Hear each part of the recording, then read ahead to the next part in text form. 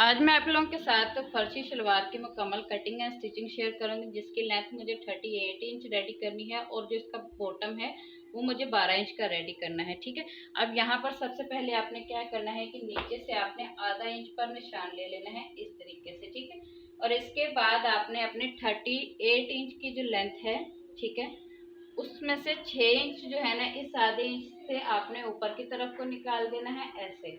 ठीक है, और इसके बाद 38 इंच की जो आपका निशान है वो आपने इस तरह से ले लेना है और इसको सीधा कर लेना है। ये 38 इंच की लेंथ है। ठीक है, 6 इंच का जो रहेगा वो हम ऊपर बेल्ट को ऐड करेंगे। अब यहाँ से हमने आसन लेना है। ठीक है, तो आसन हम हर साइज के लिए नॉर्मल यानी कि एक आसन का साइज होता है, बेसिक होता है, इसमें हम लोग 10 इंच ले लेंगे और इसके बाद नीचे पांचा जो है हमें वो रेडी करना है 12 इंच का। तो आधा इंच सिलाई का मार्जिन लेंगे तो 12.5 इंच पर हम इस तरह से निशान ले लेंगे। ठीक है, अब यहाँ पर कर्व से स्केल लेंगे इस तरह से और इसकी इस तरीके से शेप देंगे ऐसे।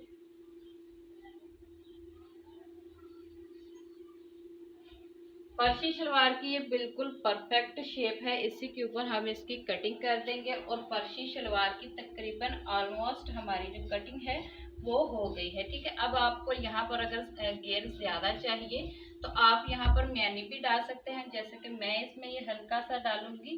ठीक है, इस तरह से, तो इसमें भी हल्की सी इस तरह से मैं शेप दे लूंगी ऐसे।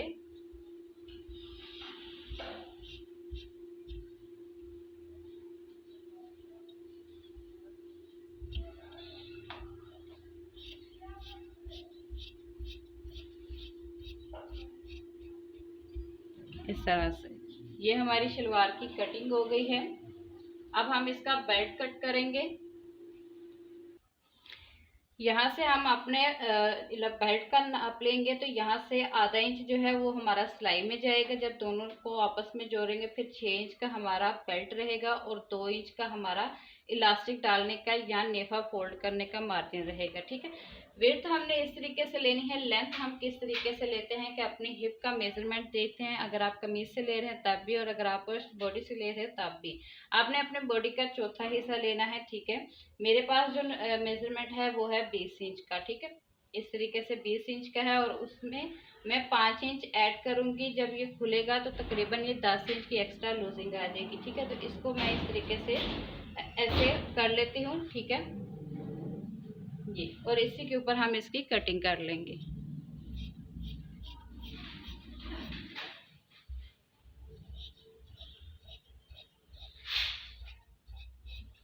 ठीक हो गया, ये हमारा बेल्ट कट हो गया है। ठीक है, ये बेल्ट है, ये शलवार है और ये शलवार के नीचे हमारा पांचे के लिए कपड़ा है ये वाला। ठीक है, पांचा हमें अमूमन इसमें 5 इंच का 4.5 इंच का बन रहा है, बाकी आप अपनी मर्जी से इसको बना सकते हो। हम इसमें 4.5 इंच का बनाएंगे तो यहाँ पर लिख लेते हैं। अब इसकी हम स्टिचिंग स्टार्ट करेंगे। सबसे पहले इसकी शलवार की जो म्यानियाँ हैं वो को स्टिच कर लेंगे। तो बेल्ट के दोनों तरफ को जॉइंट आना है, तो इस तरह से इसकी ऊपर की तरफ को नेफा फोल्ड करेंगे तो यहाँ पर चीरी बना लेंगे।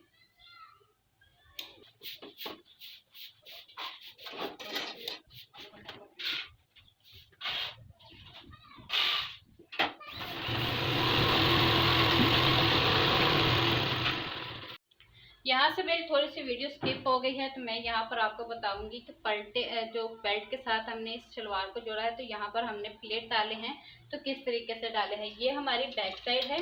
ठीक है, ये हमारी बैक साइड है। तो बैक साइड में मैंने क्या किया है कि बिल्कुल आसन के पास इस तरीके से 1-1 इंच का मैंने प्लेट डाला है, दोनों का जिनका रुख मैंने अंदर की तरफ को लगा के स्टिच किया है। ठीक है, बिल्कुल सिंपल सा था। फ्रंट की तरफ को क्या किया है कि अपने बेल्ट का इस तरीके से आधा किया। ठीक है, आधा करने के बाद जो निशान मिला वहां पर हल्का सा मैंने निशान ले लिया, कट ले लिया।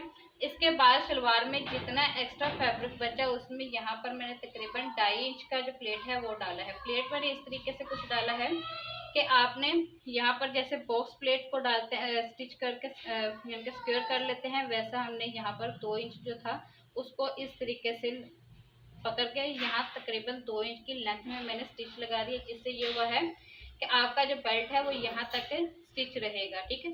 और ये जब हम बाद में वेयर करेंगे, जितना देर मर्जी वेयर कर करके आपका जो प्लेट रहेगा वो अपनी जगह पर आगे की तरफ अपनी पोजीशन पर एक्यूरेट रहेगा हर वक्त के लिए, ठीक है।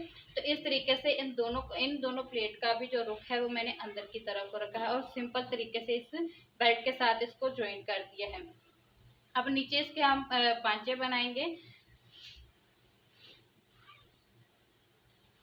तो पांचे के लिए हमने जो अपना रेडी करना है पांचा, वो हमें करना है 4.5 इंच का, ठीक है। तो 4.5 इंच का हम चेपी कट कर लेंगे। इस तरीके से चेपी को अलग फैब्रिक जो हमने रखा था उसके ऊपर पेस्ट कर लिया। अब इसमें दोनों तरफ आधा आधा इंच का मार्जिन रखेंगे और इसकी हम कटिंग कर लेंगे। इस तरीके से इन दोनों ही पट्टियों को मैंने रेडी कर दिया है कि आधा आधा इंच जो मार्जिन रखा था उसको मैंने इस तरीके से इसके ऊपर इस तरह से फोल्ड कर लिया है। अब क्या करेंगे कि सीधी साइड से इसको हम ऐसे रखेंगे, आधे इंच का मार्जिन जो हमने लिया था नीचे उसको दबा के इसके ऊपर किनारे की हम एक सिलाई लगा लेंगे। आधे इंच का मार्जिन इस तरीके से दबा के और किनारे की सिलाई लगाते जाएंगे।